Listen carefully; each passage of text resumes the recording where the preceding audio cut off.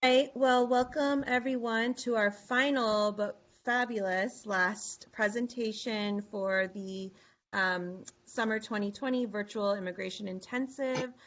We are really blessed this morning to have three amazing social services managers from very prominent nonprofit, immigration nonprofits here in the Atlanta area.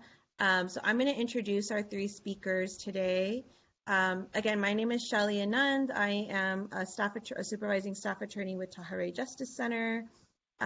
With us today, we have my colleague, Eileen Espinal, who joined TAHIRIH Justice Center in 2018. She's our social services manager, and she provides culturally competent, trauma-informed case management for our clients, securing resources and services to support them holistically as they rebuild their lives. Additionally, she conducts outreach and advocacy in Atlanta on the challenges that survivors of gender-based violence face in the immigrant community. She also manages our office's volunteer and in-kind donation program.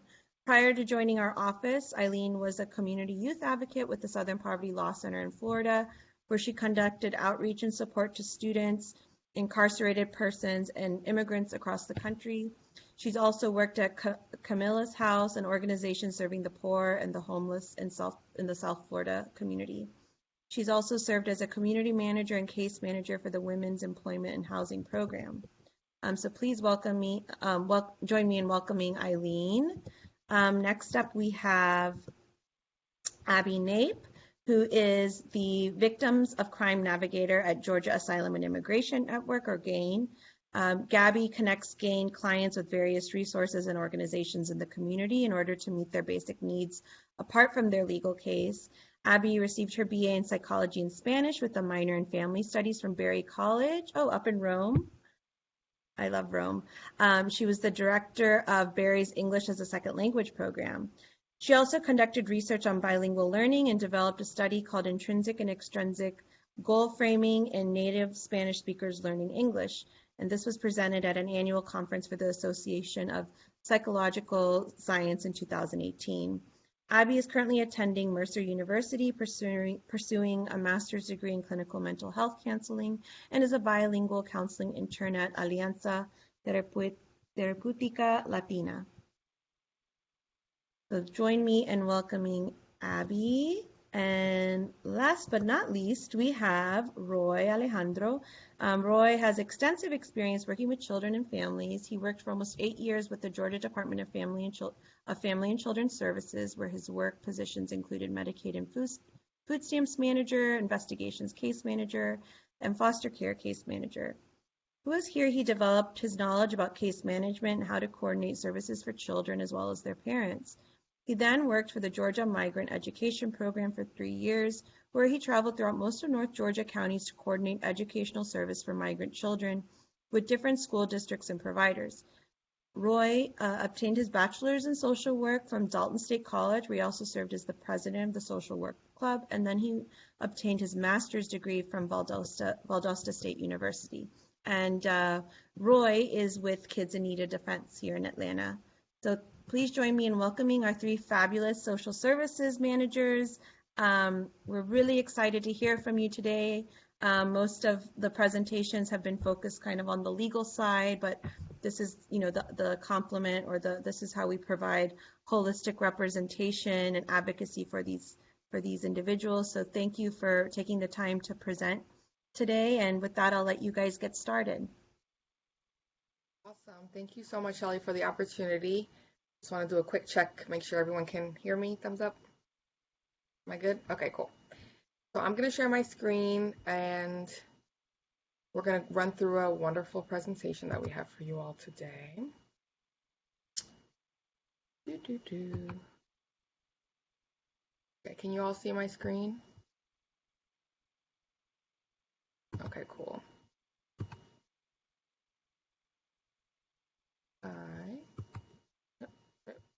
Yeah. Great. All right, y'all. So as Shelly discussed, we're gonna pivot a little bit here in our presentation today. You've had oodles of information about the legal relief legal relief opportunities and options for folks in our immigrant justice system. And we're going to talk a little bit about what does this mean on an individual level for someone who is going through the process of gaining their citizenship here in the United States, gaining their stability here in the United States as an immigrant. So as Shelly mentioned, my name is Eileen Espinal. I'm the Social Services Program Manager for TAHIRIH Justice Center.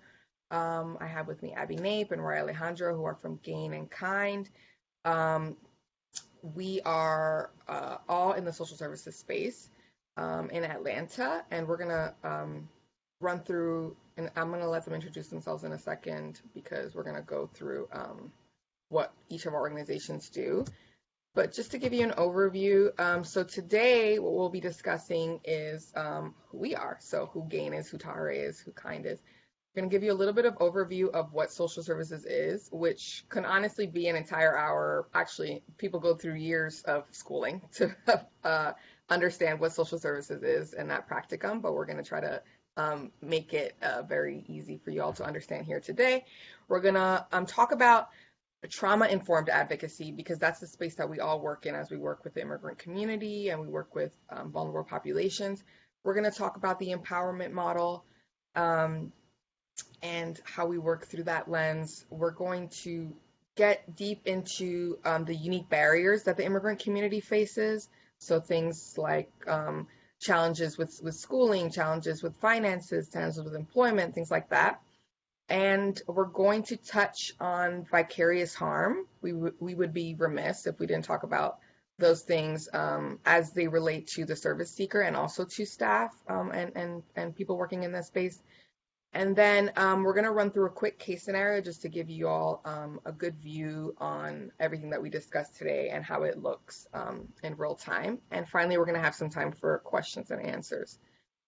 So I'm going to start us off and talk a little bit about the TAHIRIH Justice Center. So we are a national organization. We're in 5 states currently. Atlanta is the baby office of TAHIRIH, the newer office, but we also have offices in Greater DC, in Baltimore, Maryland, in Houston, Texas, and in San Francisco, California.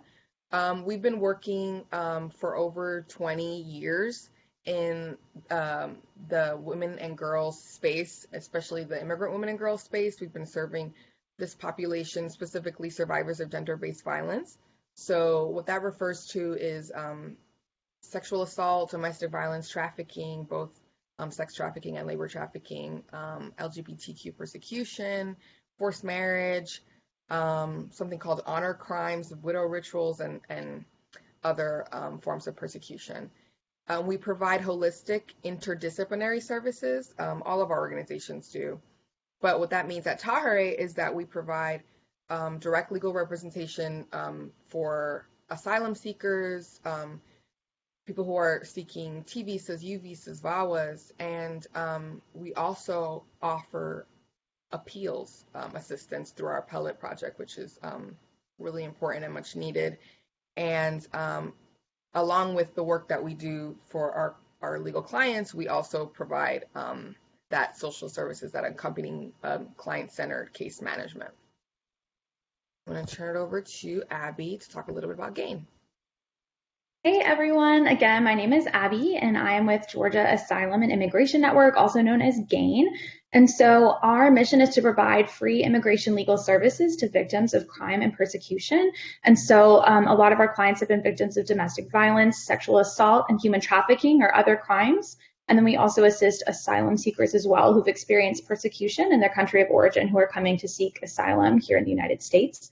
So we also assist with T visas, U visas, and VAWA and the asylum applications. And we do this through direct representation and also through a network of our pro bono attorneys. And we have some awesome pro bono attorneys in the Atlanta area, and we're super grateful for, all that they do to help our clients as well.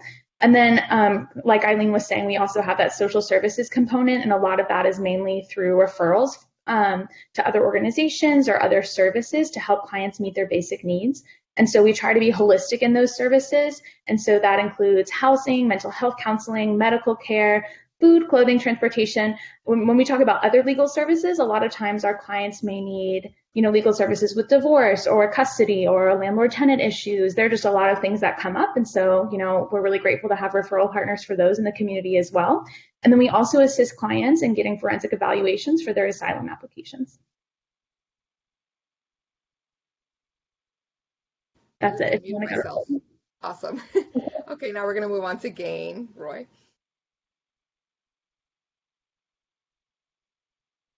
Sorry, I couldn't unmute myself. Good morning, everybody. My name is Roy Alejandro. I'm the Social Services Coordinator for Kids in Need of Defense.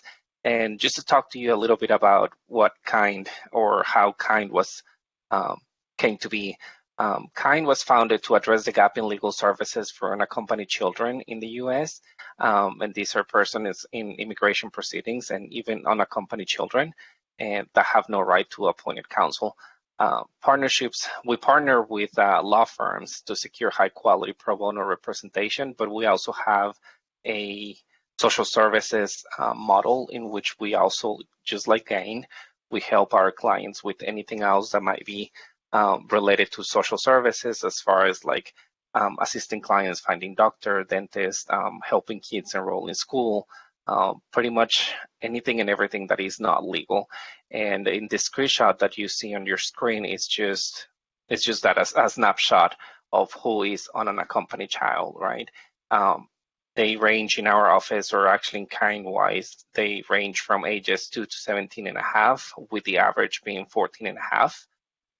We mostly serve the kids that are coming from El Salvador, Guatemala, and Honduras, although we do have other kids from other places, such as Jamaica, Nigeria, Mexico, Senegal, Sudan, and others. Most of our clients do speak Spanish, but there are some with indigenous languages. And if you're asking yourselves, why are these kids fleeing their home country, is mostly due to domestic violence, gang violence, or increasing gangs in their home country, extreme poverty.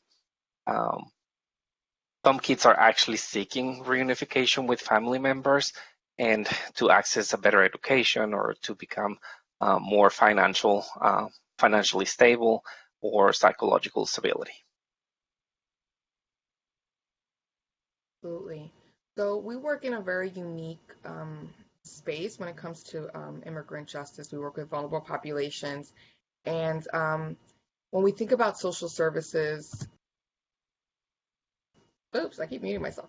We look at what social services means in general, and then we look at it from the lens of who we serve. So in general, when speaking about social work, we look at how to promote social change, how to empower and liberate people, and thinking about it as a collective responsibility and respect for diverse populations, which is very central to social work. We promote clients' socially responsible self-determination. So we work very much through an empowerment lens. We look at making sure that our client is in the driver's seat and that they're determining what it means for them to be empowered and to be stable. Comprehensive case management is using a coordinated approach. So as we were talking about, we do a lot of linking clients with appropriate services to address their needs and to achieve their goals.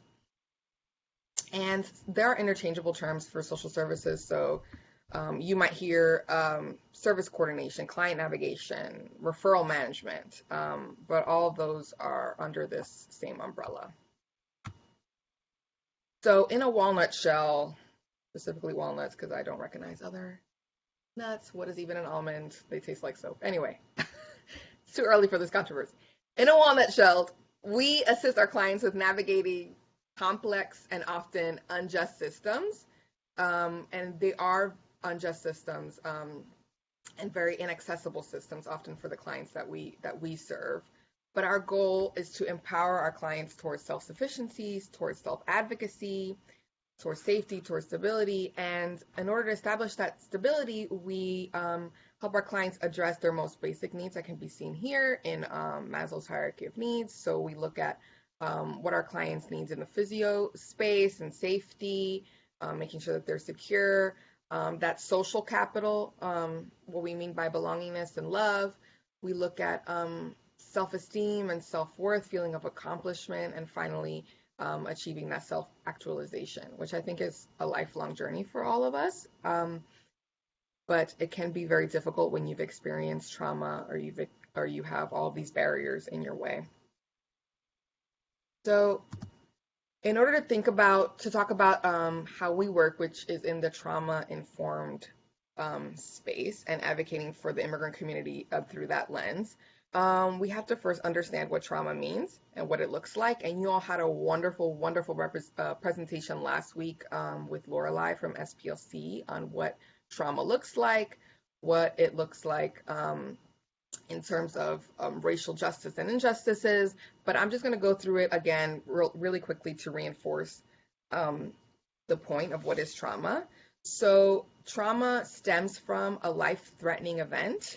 It's either experienced by the person or it's an event that they're exposed to or they're witness of, particularly if that event happened to a loved one. It can be very traumatic. Or it's something that can be perceived as real. So for example, a threat of violence, a threat of death. There are different types of trauma. There is acute trauma, which is a single traumatic event that lasts a short time. So for example, like a one-time sexual assault incident. We look at chronic trauma, which is the experience of multiple traumatic events. So for example, witnessing heightened community violence in your home country for long periods of time. We look at complex trauma, which we see a lot that affects children, and it's really exposure to chronic trauma caused by a guardian, someone who should be taking care of you and protecting you, which can very much affect how you trust and how you feel safe. And for us, we see that in children who experience long-term neglect. It's important to also understand that trauma can occur. What we see, how we see trauma occur in the clients that we serve is that they can originate in their home country. It can originate. It can happen while they're journeying. They're making that hard journey to the United States, or it can happen here in the United States. And it's important to know that because it can inform the type of immigration legal relief that they might qualify for. And it can also manifest in different ways. So we see physical manifestations of trauma, for example, injuries to the body. We see a lot of forms of neglect in terms of housing or food. We see some clients of ours are very hypersensitive to touch. We see a lot of psychosomatic manifestations of trauma, so things like emotional, cognitive, feelings of helplessness, fear, numbing, isolation. So that really means, like, especially with our clients, memory issues, which can very much affect how we work with our clients to create declarations. They can be very difficult for a client to nail down a timeline of events in their life, especially when they've experienced long-term trauma. It affects their healthy relationship building, which is very important for us to create boundaries with our clients and help them create boundaries with those around them. And we'll talk more a little bit about that in a little bit. It even affects their ability to learn. So we see a lot of clients struggle a lot in school or struggle to learn a new language. And we see a lot of our clients in that fight, flight, freeze, submit state, which can come from trauma. It's often compounded by other challenges. So we see some of our clients have anxiety, depression, they experience paranoia, or they experience the more severe form of trauma, which is post-traumatic stress disorder or PTSD. And it's also important to note, as Roy mentioned, in working with children who have experienced very unique situations, that childhood trauma is seen to have the most long-lasting effect. So we really want to address that early on, especially with children. So when looking, why do I keep muting myself? Okay, when looking at trauma, we look at the core components of a trauma-informed and holistic approach to advocacy. The first is to provide clients with information about the traumatic effects of abuse. It can be very validating for clients to hear about the patterns that we see. Everyone is very different. Everyone is an individual, but when we look at folks who have experienced trauma, we do see some shared reactions, and it can be very valuable for a client to know that. We look at adapting our programs and services to meet clients' trauma and mental health related needs. So we want to make sure that we reinforce this trauma-informed lens and this approach consistently throughout our services. So everyone that is a touch point for a client, everyone from the person that screens client calls, the case managers, attorneys, even fundraisers and folks who are involved in communicating client stories, all understand this trauma-informed lens. So we make sure that we don't re-victimize our clients and re-trigger them.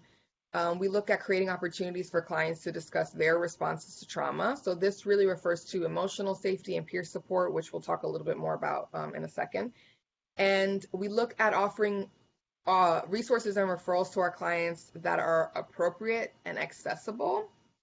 Again, very challenging if you're an undocumented person, and if you have language barriers and things like that. And finally, we look at making sure that our own programs and practices reflect this trauma-informed lens. So we're always looking at our programmatic goals, we're always looking at our mission, we're always looking at our communication practices to make sure that we're looking at it through this trauma-informed lens. So I think we throw out this word a lot. What does empowerment mean? Let's empower a client. And I think it looks very differently for the communities that we serve. You know, we serve undocumented people, we serve survivors of gender-based violence, we serve children. So we really want to take a short second, and Abby's going to take a look at the chat, but we want to hear from you. And if you want to put it in the chat, or if you want to unmute yourself and just say, what does that word empower mean to you in this advocacy space? When we're thinking about social services, when we're thinking about working with the immigrant community, what do folks think of when they think of empower? And if you want to put it in the chat or say it out loud. Super quick, Eileen, as we're waiting for people to fill the chat with what empowerment means to them, on your screen, there's like a mini presentation of us. So on the right side, there's a little arrow that you can hit, because it's like whenever you're talking, some of the words are blocked by either me or Roy's face. Oh, I thought it was just me that you can see. Thank you, Abby. You know, is it like this? Can you see it now? Yay. I thought it was just me. It was very distracting for me as well. No, that's okay. Thank you, Abby. So far, I haven't seen anything in the chat yet. And nothing is wrong or right if you guys want to. I mean, everyone has different experiences. Our clients have different experience. Each of us as individuals have different experience. So it could really mean what empowerment means to you, what empowerment means to you as it reflects the way we work with our clients. To just do a little bit of a word of association, like what does empowerment mean to you? For me, it means stability. That's a word that I can think of right away. We just got something from Monique saying giving tools to people who otherwise would not, that other people who otherwise would not have them to improve their lives. So yes. Giving tools. Awesome. Absolutely. I'll share something. This is Jeff. So in addition to giving people tools that they don't have, helping them see the tools that they already do have and the strengths that they already do have. Yes. Very important. Yes. Thank you, Jeff. Perfect. Another message in the chat. When I think of empowerment, I think of reminding people of their autonomy and the control they have in their lives. Love this one. Great one. Mm-hmm. Right. Another one, I think it means that providing the resources and opportunities to the people to better themselves, but also giving them inner strength to utilize them. Good answers here. I love that. Strength, individual. Yes. Okay. We'll keep letting your mind noodle on that word as we look through this presentation today. But the reason that we wanted to talk about what that word means is because we work through an empowerment model with our clients, and that can be very nuanced and sort of challenging for people to wrap their mind around it when it comes to social services. So I'm going to move on to the next slide, but if you have any more thoughts, please feel free to put them in the chat. But this is what we look at when we look at a client-centered empowerment model. So Again, we're going to walk through this really quickly. People have years of experience when they learn how to work within an empowerment model with clients, but we're going to run through this as quickly as I can possibly run through it. And I look to Abby and Roy to chime in if I miss anything or if there's anything that they want to add based on their very extensive experience. But as we look at this empowerment model, it's very important to remember that a client is the best expert in their experience. So again, centering the client, putting the client in the driver's seat, recognizing that they are in the driver's seat of their life and their goals. We want to reinforce that case management is optional within our organization. So we work primarily in the legal services space, and we offer this in order to make sure that our clients feel that stability and feel supported while they're going through a legal case, but we don't force anything on anyone. So if somebody that they were meeting and is working with us for the first time might say, I'm good. I have everything I need. I have the support I need. I don't need assistance from you all. That's completely fine. And then there are other clients who on the other end of that spectrum are very high needs clients and need a lot of support. But the goal is always to build a partnership and make sure that we're putting the client in the driver's seat of this. So I'm going to run through this. The first little circle up top is the needs assessment and case plan. So when we look at that, we meet with a client for the first time and we're asking them about their needs. And if you remember the Maslow's hierarchy of needs, we're looking at everything from what they need in terms of medical assistance, mental health assistance. As Roy mentioned, do you need help enrolling in school? Things like that. We're going to get into the nitty gritty of that in a little bit, but we look at those. We also look at, as y'all mentioned, their strengths. So what's worked in the past and what hasn't worked? What are they willing to do and not do? For example, I had a client who was very, very adamant that she did not want to go to shelter. And I made sure to respect that. And we created a plan that didn't involve that. We also look at suicidality risk. There's a lot of factors to that. So we look at a client's motive, their means to commit self-harm. We do a danger risk assessment. We find that clients seldom overestimate the danger that they're in, but they very often underestimate the danger that they might be in. So we really have some very targeted questions to make sure that we understand where our clients are at. And then we create this case plan, which again is a collective decision-making process. And it's very important here to take your personal biases out of it. It's not what you think is the best course or action for a client. It's what they need and they identify that they need. I think it helps to take away that stigma. It's important to not look at it from a lens of what's wrong with you. But rather what happened to you or what have you done to survive. It's very important. And we look at holistic safety planning and crisis intervention. So this looks differently if you're undocumented, for example. So we look at making sure that our clients know their rights when interacting with law enforcement. We make sure that they have a plan for themselves or their family in case they're ever detained or deported. It looks differently if you're in an abusive relationship. So when we speak with clients, sometimes we'll establish code words that we'll say, when an abuser is near, when we need to stop talking about certain things. We want to make sure that they know where the safest rooms are in their home. We want to make sure that if they can create like a quick go bag with important documents, cash, medication, things like that can help them if they need to escape quickly. We help them to rehearse their plan to leave, which is, leaving is a very, very dangerous time for a client. If they're in an abusive situation, on average, they'll plan about 7 or 8 different attempts to leave before they are successful. Or if they've recently left an abusive situation, we look at stalking concerns. We look at possibility for protective orders. We look at address confidentiality programs, which is available in Georgia. We look at tech safety. So how are things saved in your phone? If we give you a hotline, are you saving it as domestic violence hotline? If you feel safe, do that. Or you can save it as, Jessica, something that you feel can keep you safe. and also how you interact in social media in terms of tagging yourself in places you are, in terms of your visibility and your settings. We look at financial abuse. A lot of our clients are in situations where people withhold money for them. A lot of our clients, because they're unable to work with a work permit yet, they're faced with a lot of employer abuse because of their documentation status. And of course, with children, it looks very differently, this financial abuse. If you are an adult and you have children, we consider those concerns, especially with leaving, and make sure that the rehearsal involves them as well. But it's important to know that safety planning is very fluid. It changes over time as circumstances change.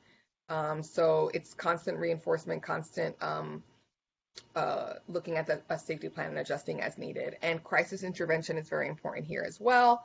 So we learn how each individual client is very different, and learn emotional regulation techniques that work with most but not all people in order to help a client when they're in a state of distress. This can happen many times when they're working, for example, with an attorney, and not at any fault of an attorney, but sometimes when creating a case and creating a declaration and things like that, you are really diving deep into incidents and traumas that our clients have faced, and getting very nitty-gritty into, how many times did that person hit you? How did they hit you? Did they use a weapon? Did they use their fists? When did that happen? Who saw? And it can be very distressing for anyone, but let alone someone who's experienced long-term trauma. So we want to make sure that we're all empowered to know how to work with that client when they're in that crisis situation. We work also in trying to help a client with emergencies, although we're not an emergency response team, none of us are. There are crisis situations, for example, this recent health pandemic that we're in, where none of us could have seen that coming, and we all of a sudden had most of our clients become high needs clients. And so how do we make sure that they're staying informed, they're staying empowered, and we're helping them through this space. Eileen, really quick, Yeah. just before we go to the other one, I just wanted to mention how, for example, housing and planning and crisis intervention might be a little different when you're working with unaccompanied minors, and that is because they're basically here without a parent or a sponsor, and if they don't have a legal guardian, basically we have to work with them to see if they're open to the idea into going into the state's custody, right? Either that, or if there's any other adult in their life that can care for them. And a lot of times that could be very difficult conversations that you have with your clients. But then again, even though we are working with minors, they are empowered, or they are the ones that have to decide what they want to do. We can't tell them, hey, you're 17 years old or 16-year-old, let's go ahead and call DFACS, and that way you'll be in a safe housing. I don't know if you guys know this or not, but in the state of Georgia, there's no shelters for kids underage. So basically, you're either homeless on the streets, or you might get lucky and find an organization that might be able to help you or assist you with that. There are a few organizations that may be able to take these kids if they make exceptions and things like that. But pretty much the only solution or the only option for these kids is going under the state's custody. Right. Very important. Again, we're working with vulnerable populations, and resources are very challenging and also very few and far between, unfortunately, in Georgia. So thank you, Roy. Speaking of, we look at advocacy and accompaniment with our clients. So we make sure that we're taking the lead sort of in connecting our clients to appropriate resources, something that is accessible to them. And by accessible, I mean, there are a lot of requirements for programs in terms of proof of residency, which a lot of our clients can't really prove. In terms of state IDs, which our clients don't have, or legal status, in terms of the social security number, which our clients don't have a lot of times. So a lot of although resources are very few in Georgia, it's even fewer if you don't have these considerations. So we connect our clients with appropriate resources, and we also accompany our clients to a lot of things that they might not feel comfortable or might be more safe if somebody's with them. So for example, to their biometrics appointments to get fingerprinted, a lot of times we'll accompany our clients to that. If they have a medical appointment and they feel like, they're not getting the services that they should be getting, or there's a language barrier there, we might accompany them to that. We also might accompany them to make statements with law enforcement, which can be very critical for a lot of legal relief. You need some kind of documentation from law enforcement, and it can be very scary, especially in 287G counties when law enforcement have that relationship with ICE. So we might accompany them to that. And then we'll look at, again, providing resources and referrals for the client. The goal really is we might, the way I look at it with our clients at TAHIRIH is, and I'm sure we all do as well, is maybe the first call you'll make for the client, the second call you'll make with the client, and the third call you'll have the client make themselves. And it's not always that cookie cutter, but again, that's the goal of like self-empowerment, making sure that they have the information themselves so they don't have to rely on us to advocate on their behalf, but also understanding that it is very powerful and important sometimes for us to help them and advocate on their behalf and with them. So we provide those resources and referrals, and we provide emotional and peer support. So this really speaks to, it's not therapy, it's not counseling, it's really active listening. It's really that support system. It's working with the client on a personalized plan for emotional safety and creating a safe, non-judgmental space when we're meeting with a client. Again, taking our biases out of it, taking our what we view as right and wrong, but really trying to help the client navigate their own lives and their own situations, and making sure that the physical space is even very consistent with that. So not blocking the door, asking clients, do you want more lighting, less lighting? Do you want something to drink? Just making sure that they're very, very comfortable and they always know that they can leave at any time and things like that, and that you're safe and they're safe.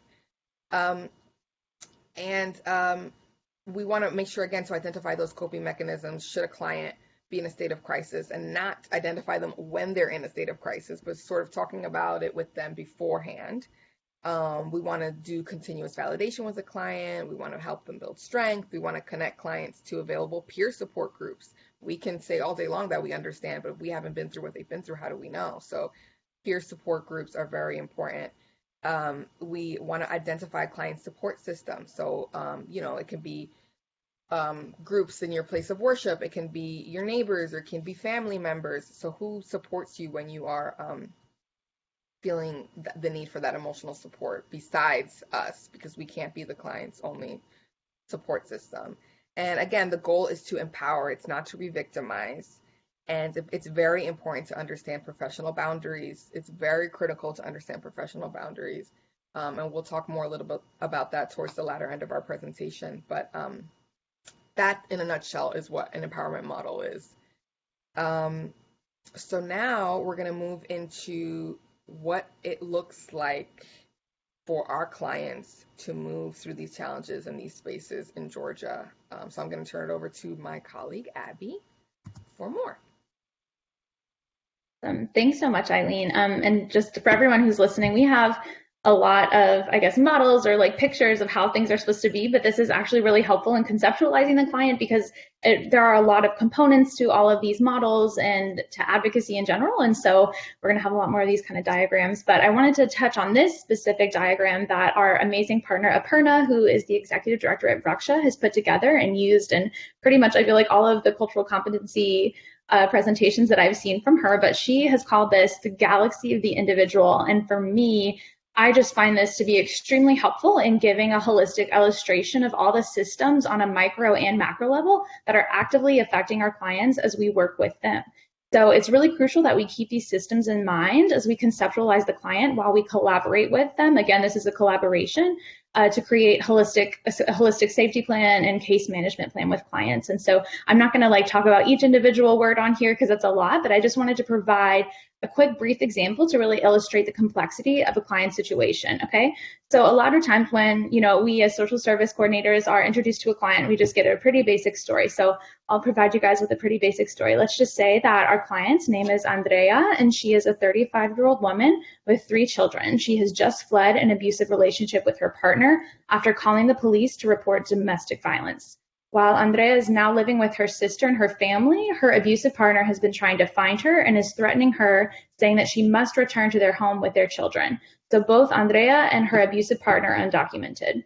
And so I think naturally as service providers, we've already kind of created a plan in our minds for Andrea, like immediately after hearing her story. It's like, we know what she needs, right? It's like she needs a temporary protective order, an attorney to assist with custody and divorce, an immigration attorney to maybe get a U visa if she qualifies. Her children need counseling, so does she, right? Maybe some financial assistance and someone to help her find a job paid in cash since she doesn't have a work permit, so that she can be self-sufficient and living on her own until she can get her work permit and, get it done. Boom, super easy, right?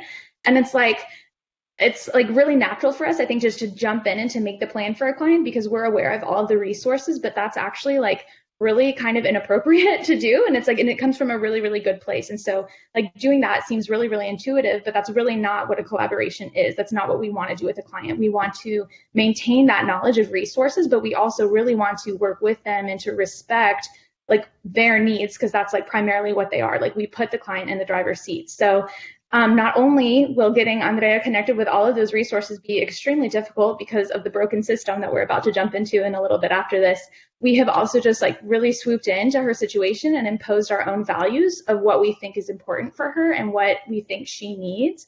And that's really not a collaboration, and we're really not acknowledging all of the systems that are at play in her situation. So now if we would have talked with her a little bit more and done some more digging, we would find out that she is actually really scared of the implications of getting a protective order. She's undocumented, so she might believe that, she could be arrested and deported and leave her children here with nobody. So that's a fear.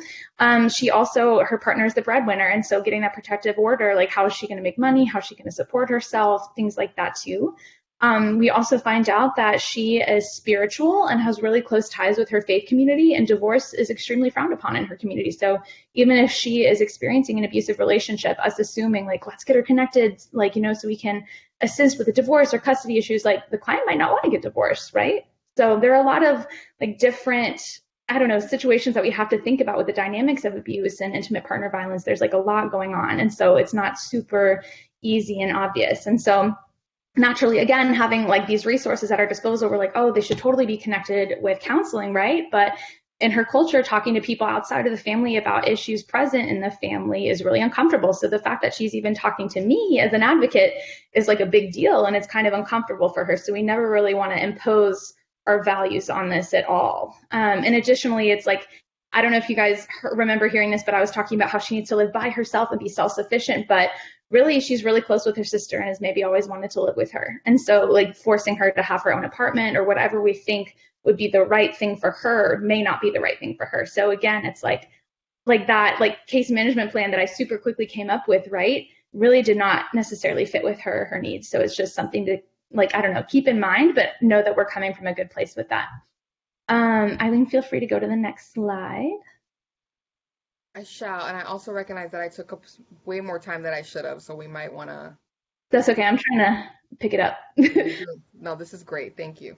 Perfect. Okay, perfect. So this is a really great illustration that we've put together again to kind of reference the broken system that I was talking about before. And so a lot of this, it's literally addressing our clients' basic needs, which can be really, really difficult for people sometimes, just depending on their situation. So that orange circle up there, I feel like that represents GAIN and TAHIRIH and KIND pretty well, because we're providing that legal assistance, right? We're assisting with the visa, the immigration to help clients be able to stay in the country, right? But we also have to recognize that there are other barriers to clients coming to our office, to be able to receive services, right? So if clients don't have stable housing or a way to travel, how are they going to get to us and focus on their immigration case? It's just not going to happen, If they're suffering with a medical problem that's being unaddressed, or they have some ongoing mental health issues, it's they're not going to be able to just solely focus on their immigration case, right? Because we have all of these other needs that we have to address, obviously in a collaborative way. And so, yeah. And also I do want to say that it's like, these are definitely barriers and they're unique to immigrant survivors, definitely into our different populations, but these barriers can definitely be overcome because I just want to emphasize that our clients are extremely resilient and resourceful. And so we don't want to be like, oh, you know, they just don't have anything. It's not like we're not pitying clients, we're really empowering clients and we're helping them find the resources and to strengthen themselves in that empowerment model to be able to overcome these difficult situations that unfortunately exist just because of the way that our system is broken. And so I found that this diagram really sheds light on how our clients are intentionally excluded from the systems that are in place to help citizens access their basic needs. So there are solutions for this for people who are citizens, right? But not for our undocumented clients. And so this provides a pretty clear picture for areas of advocacy efforts that we can do at the state and federal level as well. And so we're going to go through each of these barriers. I'm trying to go a little bit quickly, but I'll go through them, and then I'll also have Roy and Eileen jump in because I think they're a little bit different based on our different populations. So we can go ahead and go to the next slide. Okay, so first things first, housing. So it is really, really difficult to access housing without proper documentation. So a lot of our clients don't have social security numbers or an ID. That has huge, huge, huge implications. And so in order to enter into a traditional lease in a home or apartment complex, you have to have a social security number, right? Because they have to do a credit check. And our clients don't necessarily have credit because they don't have a social security number. And so how can clients, they can't really enter into that traditional lease. So we do find that many of our clients have more, I think, quote unquote, untraditional living arrangements, but basically they're just unofficial leases with private landlords or family members. And while this can be extremely beneficial if a client is plugged in with someone who they can trust and who's reputable, it also leaves clients pretty vulnerable without knowledge of their rights or their protections if they're not in an official lease. And so we've seen a lot of bad things happening, especially with coronavirus and clients not working, of evictions. Even though since it's not a traditional lease, it's they're definitely getting evicted, but it's not through the court system, right? Because the court was shut down, but it's now our clients are getting kicked out of their homes because they can't pay, but nobody can pay, and they don't really feel like they have rights, or they're not knowledgeable about their rights. And I'm not knowledgeable about their rights either. So we're relying a lot on our partner organizations and landlord tenant spaces to assist with that too. So we're really, really grateful for our network with that. I do want to also place an emphasis on the need for housing to be safe and affordable. So like Eileen touched on a lot, I would say the majority of our clients are coming from places of past trauma. And so it's really, really important for people to have that basic need met of safety and feeling safe. And so in this kind of unintentionally, of course it's a need, obviously we want to have safe housing, but a lot of times what I've seen is that our clients, feel like they have to go into neighborhoods that are extremely expensive in order for them to feel safe, and they end up not being able to afford their leases. And so they're kind of at a constant risk of eviction just because of that need. I want to feel safe. I want to feel like nothing's going to happen to me, understandably, but it ends up causing a lot of stress as well. So it's definitely a balance there. And then also a lot of our clients are survivors of domestic violence, and, financial abuse is a huge thing that comes from that. And so a lot of clients don't have the financial literacy necessary to be able to maintain their housing situation after they've left an abusive relationship. So we've also seen a lot of clients who really don't know how to make the money work. It's just kind of we need a lot more financial literacy. And so we have partners for that too, and we're really grateful. But it's really hard to see a client struggling after, they've struggled to get out of that abusive relationship. It still doesn't end necessarily. And we have to be really, really mindful of how clients have gotten in that situation and why that's happened, and not necessarily being why is your lease twice as much as you can afford? As frustrating as that is for an advocate, it's we have to understand the root of that. And so also with domestic violence shelters and homeless shelters, a lot of times clients will need an ID or a social security number to access that. And while I think I don't think that's right, because federal funding, if you're a victim of domestic violence, you still have to be served regardless of your documentation status. A lot of times I hear from people that it's we're just not equipped to serve people who are undocumented, and that's frankly unacceptable, but it's the reality.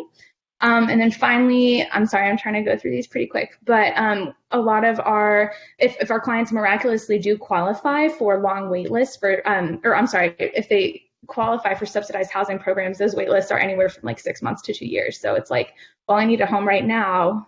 How are we going to address that? So lots of barriers there. And I have this little point at the bottom about working with defects. Roy, do you want to chime in on that? Yeah, I mean, just really quick because I mean, because of time, but the point that I wanted to make with defects is like, for example, what we know about defects, right? Defects would only take kids into care if they have been abused or neglected. Unfortunately, if these kids are not being abused or neglected and all of a sudden they're homeless, it's very difficult to try to make them understand why they need to be under the state's custody, right? So a lot of time that creates friction and it creates a lot of extra work, and a lot of times they won't even recognize if a child is being trafficked. Or they don't see it as trafficking when we know it's trafficking. So it takes a lot of work to make them see what we see, but it can work. So it could be a little difficult, but it is very unusual when you're working with unaccompanied minors and defects. I actually, sorry, gasped a little because I just saw the time, so I'll go super fast. Accessible transportation, there is none, basically, for clients who don't have a driver's license, or if they don't live like downtown, because MARTA only goes like the little cross direction, right? And a lot of times bus routes aren't reliable, and so a lot of times our clients do struggle with finding accessible transportation. If they don't have a driver's license, they have to depend on friends and family. Or I heard this horrific story from Eileen, where this client from South Georgia was charged $300 each way just to come to the office. So that was frustrating too. So it's like accessible transportation is very, very difficult, especially in Atlanta and even more in the rural areas. Yeah. All right, I keep clicking on it by accident. I'm not trying to rush you. That's okay. That's good. I saw the time and I was like, whoo. Okay, mental health services, oh my goodness, are definitely needed. Again, with that client empowerment model, we never ever want to force a mental health referral on anybody. But if a lot of times clients will come to me and be like, hey, like I really feel like I need to talk to somebody. I need to talk about my trauma. I've been through a lot, of course, right? And so a huge thing is affordability. Our clients don't have health insurance, and we'll talk more about that in the medical slide in a second. But yeah, clients don't have health insurance, so that's not being covered. And so out-of-pocket costs, I think I looked at the average for a therapist in Atlanta right now, and it's about $110 an hour. And so that on a weekly basis becomes like a rent payment. It's pretty wild. And so that's obviously not accessible for clients. And then also language accessibility is a huge issue. A lot of our clients, I would say definitely the majority, don't speak English. So finding a provider that speaks that other language that is affordable and, maybe has after work hours because our clients have to work, it just becomes more and more difficult. A lot of times we have issues again with the culturally appropriate diagnoses or like really not understanding where clients are coming from. So finding an affordable, like bilingual, culturally appropriate and culturally educated like clinician is very, very difficult to do. And so that's pretty frustrating. Also, location is an issue. Telehealth services have started, and it's a really great new field. It's not new, but definitely increasing because of coronavirus and stuff. But again, our clients might not have a stable Wi-Fi connection, and so that can be a little bit frustrating as well. And then also at the bottom, just noting that a lot of our clients do experience substance abuse issues because it's a really common coping mechanism for trauma.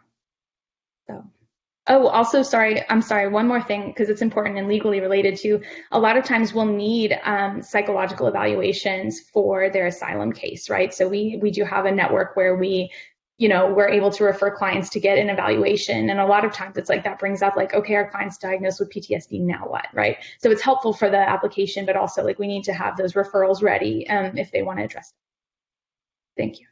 Right. Perfect. Medical. Long story short, our clients don't have health insurance, and so everything is out of pocket. And a lot of times they're really great because their kids are on Medicaid, and that's awesome, but our clients don't qualify for Medicaid. And so everything is out of pocket, everything is expensive. Clients are afraid to go to the doctor because they don't want thousands of dollars of medical bills. And for example, I'm thinking specifically, like we have several clients who never get prenatal care or postnatal care. So they go through a whole pregnancy without seeing a doctor, and then they have to give birth in the emergency room or whatever it may be, and then they have thousands of dollars in medical bills. We also have clients with severe health needs that are being unaddressed, and it's really unfortunate. And there's just thousands and thousands of dollars of ER bills that our clients are struggling with. So I think that's it. Thank you. Okay, and Roy. Go ahead. So also keeping in mind the time, so I apologize if I go through these like fairly quick, but We also want to be mindful of your time. So for the financial part, it is really, really difficult for our clients to join the workforce, mostly because the vast majority of them are going to be either waiting for a work permit or waiting for that time when they can actually apply for it.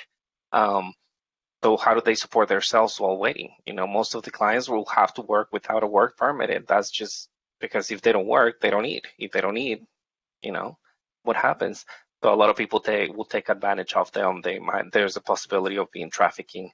Also, the majority of our clients are not able to open a bank account without a Social Security, but they can open one with a with a tax ID number. And also the next slide is going to talk about the public benefits.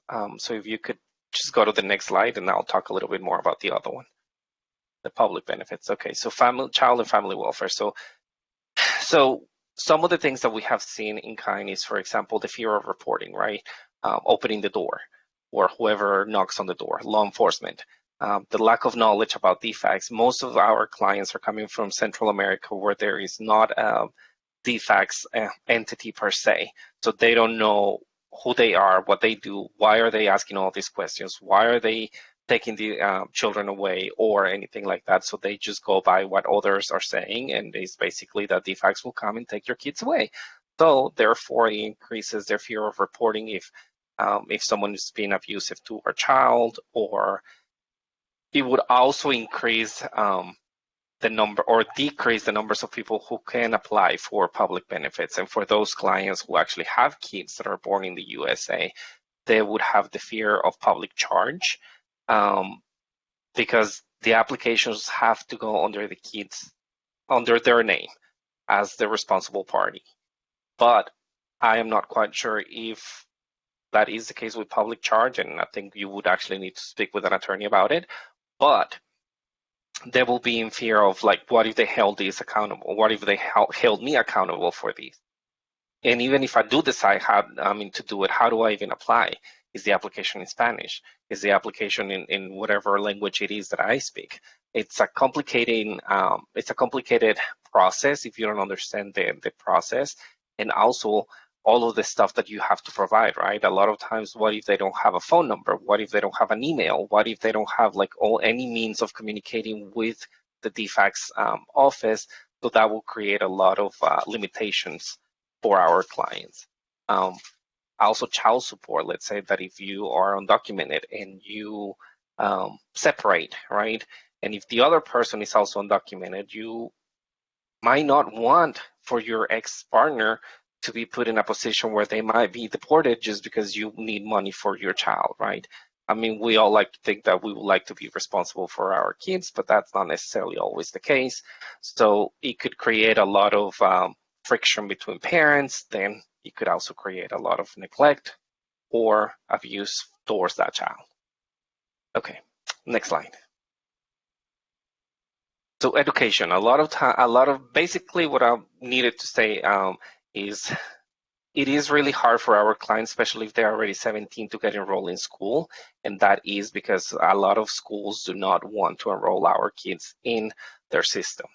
And the reason for that is because the graduation rates will appear lower for them, because a lot of these kids are not going to be able to graduate, right? And I said that because first, I'm not sure if you're aware, but like, for example, WINET has like a 1 year, like the transitional school, where the first year they will be learning English, more or less, and then after that they will take the core classes. Well, if it takes longer than a year for a client to learn English, they're still not doing classes, right? So that's putting them behind. In 3 or 4 years, that 17-year-old is going to be 20, 21 years old. That school doesn't want that kid in there anymore. Also, the lack of accessibility for college if they do graduate. College is really expensive. You have to pay out-of-state tuition. You cannot access all the states or all of the colleges in Georgia, only the private colleges. And continuing education, if you decide to do like a GED per se, there's only 3 places in the state of Georgia where students can get their GED in Spanish. 2 of them, you would have to have work in agricultural work in the state of Georgia. If you don't qualify for that, then there's only one other option, and that only other option is in Atlanta. So if you live on the outskirts of Atlanta, then that option is also out for you. There is no way to do it online. There is no way to do it anywhere else. So you have to either be in regular school or drop out. Okay, next slide, please. Really brief, we just wanted to talk to you about like interpreters versus translating and what it's about. And basically interpreters speak where the translators write. We have this little slide here for you, but basically the point that I wanted to make is like that you have to be compassionate when you're interpreting, and most of the time you're going to be interpreting. When you do interpret, you want to interpret in the first person, meaning that when you translate, you don't say the client says XYZ. You translate as if you are the person speaking, because technically, if you think about it this way, you're basically just there to translate for the person, so you become that person. So you want whatever that person is saying to translate or to interpret it. You don't want to add, omit, or take anything else. You just want exactly the way the client is saying it. You want to interpret it that way. Okay, next slide. Okay, y'all, we are at time, so I'm going to just speak on this in 20 seconds, and then I am committing myself to stay at least 5 more minutes if folks want to or have time for questions. But just really quickly, vicarious trauma can be experienced by the service seeker. It can also be experienced by a staff member. We see this a lot in psychosomatic responses, physical, like agitation, shaking, things like that. Very important to understand that this can happen and be very intentional about not re-traumatizing a client, by not putting your own assumptions on them, by not making inappropriate questions and jokes, and just always reinforcing that you are your responsibilities and the client's responsibilities, and understanding that there's a power dynamic there, and not imposing what you think the client should do on them. And make sure that when you end a meeting with the client, you end it with a sense of closure. You make sure that they understand this is the next step. This is what I'm doing with the information you provided today, and help them sort of digest all that before you move on. And then with staff, this is a marathon, not a sprint. You have to practice a lot of self-reflection. These are some warning signs that you should see that you might be experiencing some vicarious harm. Make sure that you maintain balance with yourself. Make sure that you create professional boundaries, even physical boundaries in terms of your workspace, emotional boundaries, and very important to create those boundaries with your clients. We cannot be their only source of safety and stability. A client needs to be able to function at all levels without us. That is always the goal. So practice that self-reflection, and like that saying says, put your mask on first. We all have our limitations, but we all have our strengths. Our clients are very resilient, as Abby mentioned, and so are we. So take care of yourself when we do this work. I don't think we have time for this client scenario, but I am going to send around these slides. So if you, or I'll have Shelly do it, if you don't mind, Shelly, and then you guys can look at this in terms of all that we've spoken about today. If you can look at the scenario and think about, well, what would I do? How would I sort of create a case plan with this client? Again, from your perspective, the client needs to be front and center in this, but in seeing these details, what do you think is the best course of action for the client? I think it'll really help center what we've spoken about today. This is all of our contact information should you have further questions. Again, I can stay on for 5 more minutes for questions, but this is our information. And just thank you so much. This is really, really important. I think if you move on to a field where maybe social services is not so prominent, understanding that clients are whole people in any space, and that working in the justice system can be traumatizing for anyone because of lack of understanding, or you're usually not in a fun place when you're dealing with the justice system. So just really always being client-centered, no matter who your clients are, what that looks like. Thank you everybody for attending, and like Eileen said, we'll stay here for a couple more minutes, for like 5 minutes, and if you guys have any questions that you want to ask, I will highly encourage you to either unmute yourself or post them in the chat, and we will do our best to answer those questions. Absolutely. I'm going to stop sharing my screen. Oh. Well, thank you guys for this presentation. It was, really informative. We, tend as lawyers to not be trained or think about this type of how we interface with our clients and recognizing their trauma. And so I think this is a pretty critical framework that you all have set up for our through this presentation about not just what you all as social service providers have to do, but also as attorneys, the type of issue spotting that you all have expertise in is something that you have to develop, and depending on where you end up working, if you do public interest, immigrant justice, social justice work, and you're working with vulnerable populations, there's not always a social services team. There's not always someone on your staff that has that background. And so sometimes, that's a role that you will have to play as well to the extent possible. So thank you. Does anyone have any questions? You can type them in the chat or come off mute. Hi, good afternoon, everybody. I do have a question. So, I was kind of wondering, so y'all talked a lot about like a lot of the caveats you'd experience, especially having to deal with having to work around documentation and not having a lot of the correct paperwork. So I was kind of wondering, when it comes to case management and providing resources for the people that you work with, do you find it really difficult to meet all their needs, like as it pertains to whether it be finding housing or if a client per se doesn't want to have a divorce and doesn't want to file a protective order, is it hard to find safety for her in other ways? So yeah. That's a really good question. Abby, you can go ahead and take it. Okay, I'll just briefly, yes. Okay, it is. It's definitely very, very hard. And I would say a lot of the time we celebrate when we can meet one need. You know what I'm saying? Like if I miraculously am like, this client is now safely housed, it's a celebration because it really, frankly, does not happen for everybody. And we really can't help everybody. And sometimes it's really, really bad. And so sitting with that has been, I think, a really big learning process for me as just a provider, is being like, it's okay that we don't have solutions for everybody. But yeah, just to answer your question, it's like we definitely cannot address everybody's need, which is unfortunate. But I did want to say also, because I know I kind of flew through stuff, we are really lucky in Atlanta. Like while we don't have that like a huge amount of resources, the resources that we do have access to are extremely strong.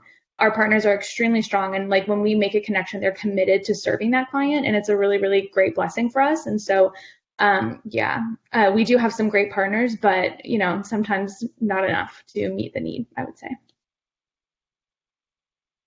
Feel free to jump in, guys.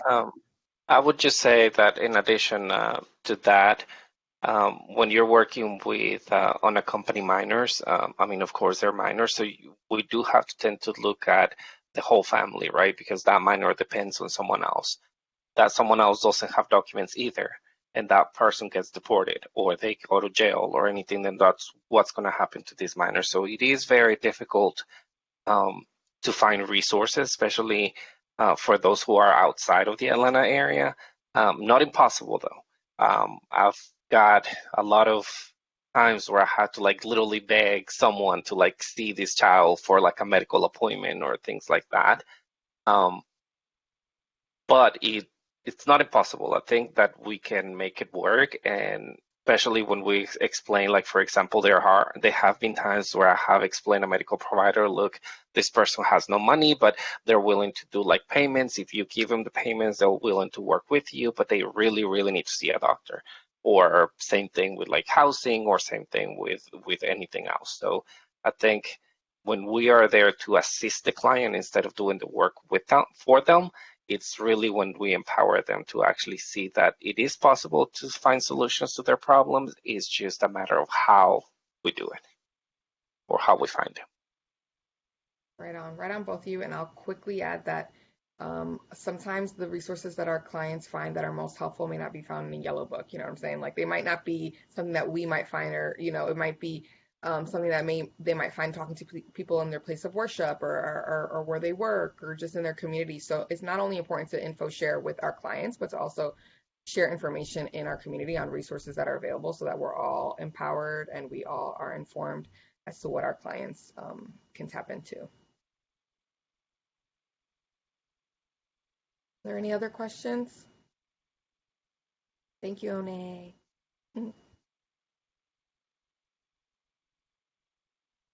Yeah, I You didn't. guys got, oh, go ahead. Sorry. No, I was just gonna say I didn't see anything else in the chat. So No.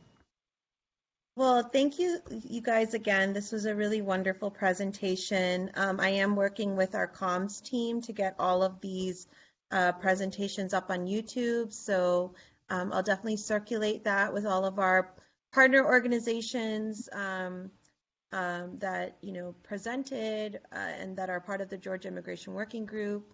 I put in my email address, so if, Eileen, I'll get Eileen to send me the PowerPoint so folks want it. You can definitely, I'll definitely send it over to you. Yeah, and I think if they have like more specific questions as far as like, kind or gain or TAHIRIH, they can also like email some of us and we'll make sure that those get to the right person. Okay, yeah, for sure.